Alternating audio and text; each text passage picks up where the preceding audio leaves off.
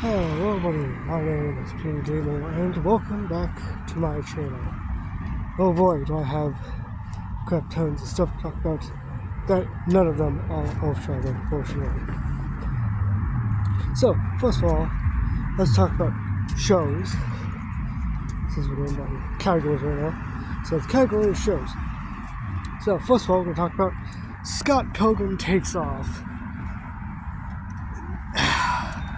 To be honest, okay, here's the thing. You don't know, Scott Pilgrim is a 23-year-old that a lot of the internet has noticed that he's dating a 17-year-old. Yeah, that's not exactly a good thing. At all. And it definitely doesn't give him any good points. But I recently watched Scott Pilgrim Takes Off, and it was amazing.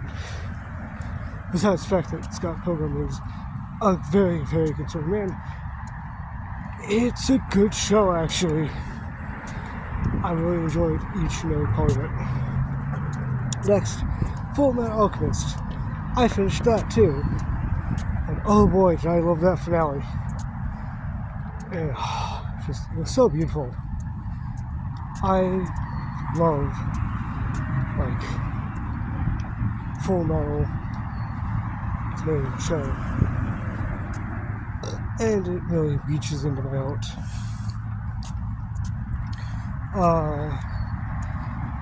Now, into categories of... We'll go into what this video is actually going to be about. Omori. Yeah, we're back to the roots. We're back to my roots. Of what basically started, I guess, my character style. Or just really anything I've done. So, people don't know, Omori is what would only assume as wolf in sheep's clothing. Sort of again, I shouldn't really see much of it. Basically,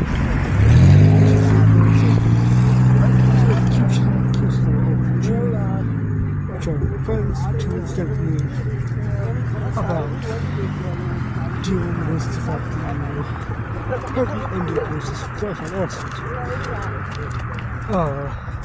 Which, sounds crazy, and I don't question how you could kill someone by accident, but let's be honest, there's probably many cases of that. Either way, the reason why I'm talking about Omori, the beautiful, beautiful game being Omori, or that is Omori, is because recently I got back to playing it. Well, I finally got it on a console. I finally got it on a software that I can actually consistently play, being a PlayStation. Because originally I had it on computer, on PC, and I would play it with a sort of PlayStation controller because that felt easier for me. Until other stuff happened, and I couldn't take it. I didn't really deal with all the crap that was dealing with PC stuff. And plus those PlayStation controllers were just kind of, and I'd have to find other ways to connect them. So basically, after that, well, basically, yeah, I got it on PlayStation, which kind of makes me pretty happy because,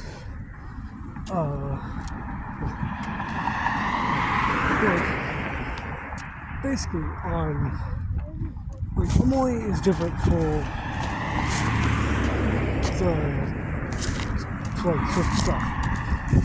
Omori works like Undertale, kind of, in which for each different platform release, there's a lot more content to those different ones. For instance, with the PC, we get what I'd assume to be the main stuff, or the normal stuff, really, being the normal story things and like normal story stuff, and other some other stuff about the Omori route. Well, that's for PC. With consoles, you get all the main stuff and different appearances of new stuff as well, like new characters, and new boss fights, like Abby. Will I explain who Abby is? No. Should you go find out who Abby is? Most definitely.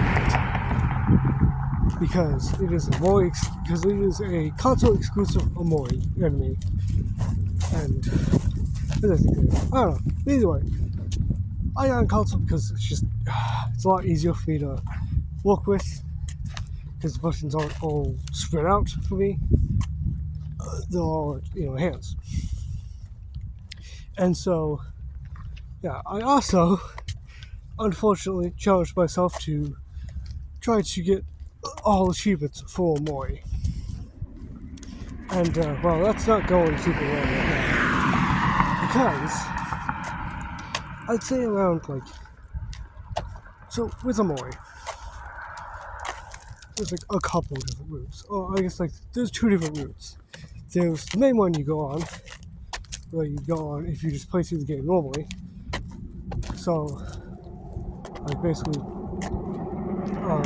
overcome system death. Understand that it wasn't okay what you did, but you can still move on from it. And, tell your friends the truth about all this stuff. So, that would be the sunny route, or basically the main route. And then there's the Omori route, which is might I say, more achievement-filled option. And if you were to 100% Omori, you'd have to practically push yourself to fight through the Omori route. Because I'd say around fucking 70 or 75% of Omori's achievements come from the Omori route. But that number could also be wrong, but either way, I think it is around 70 to 75. That why I'm just really, really pushing it. I still kind of feel like it feels like there's a lot of achievements that come from the Omori route. But either way, the thing is, I've been have to go through the game around maybe 3 times now, because I'll have to do a new game again for special achievements that I missed before. One of the main ones I have to go back for is the Gwahaha achievement, which I know sounds weird, but it's basically an achievement that you get for beating Pluto before you actually meet Pluto. And yes, I mean the planet Pluto. I don't mean some dog, I mean a planet. The dwarf planet, might I say. Pluto is a fightable boss in this game, and he's story important too, and it's really, really funny. But yeah, the achievement comes from beating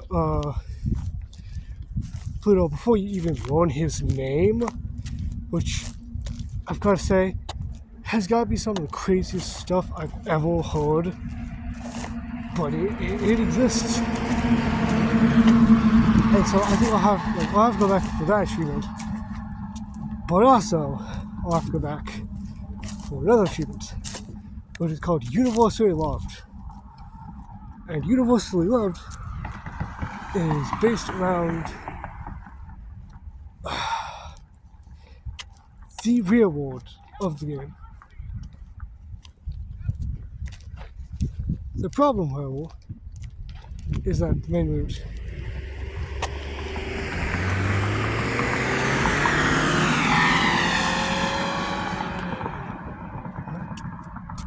sorry, just getting distracted and stuff. Either way,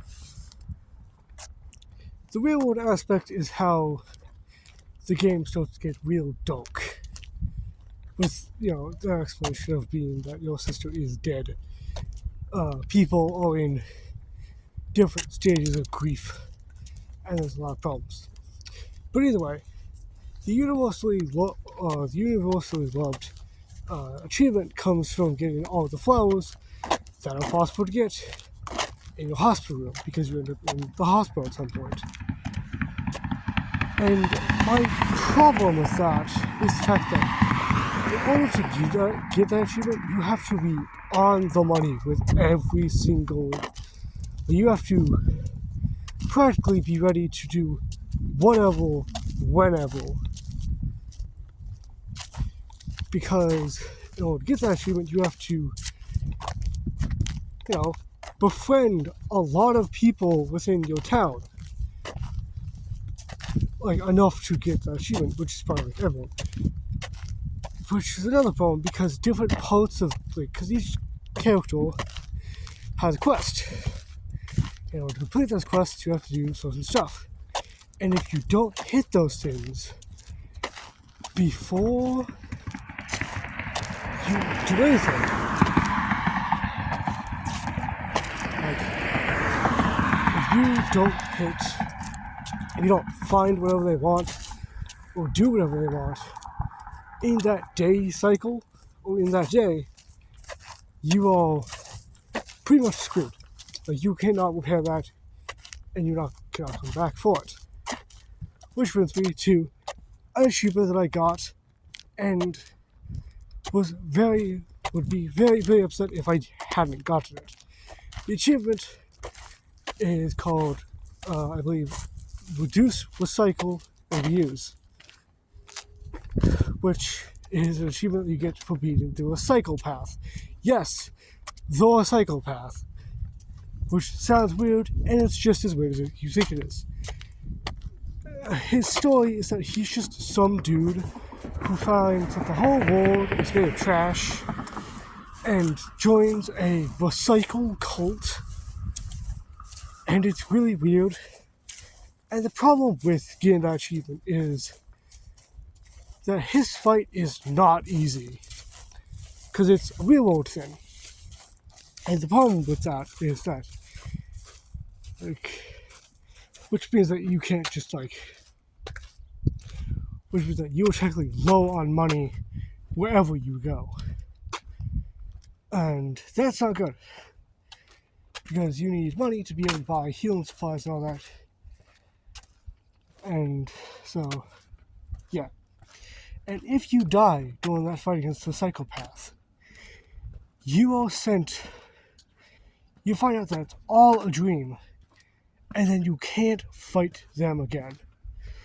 Like, you are locked away from getting that achievement, which truly pisses me off. If it wasn't for the fact that there was a save point right before the fight, so you can just reload your save. But what's even worse is that you can't leave the area, because it's dream and blah blah blah. It's annoying, but I love the game either way.